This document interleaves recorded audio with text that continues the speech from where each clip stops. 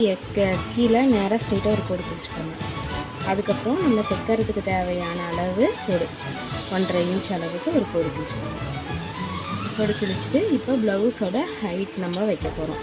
ப்ளவுஸோட ஹைட்டு ஷோல்டர்லேருந்து இந்த இடுப்பில் டாட் பிடிச்சிருக்கோம் இல்லையா, அந்த டாட்டுக்கும் மேலே ஷோல்டருக்கும் ஸ்ட்ரெயிட்டாக ஒரு மார்க் போட்டுக்கோங்க. அதுக்கு மேலே ஒரு 1/4 இன்ச் தள்ளி ஒரு மார்க் கொடுத்துக்கோங்க. இப்போ இந்த 1/4 இன்ச் தள்ளி கொடுத்த மார்க்கில் இப்போ ஸ்ட்ரெயிட்டாக ஒரு கோடு.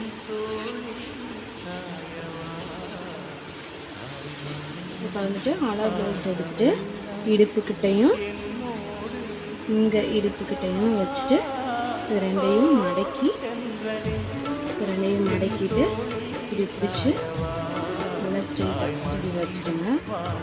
வச்சுட்டு நல்லா நீங்கி விட்டுட்டு இதை பாருங்கள், ப்ளவுஸோட இடம் இங்கே கரெக்டாக இங்கே வச்சு மார்க் பண்ணுங்கள்.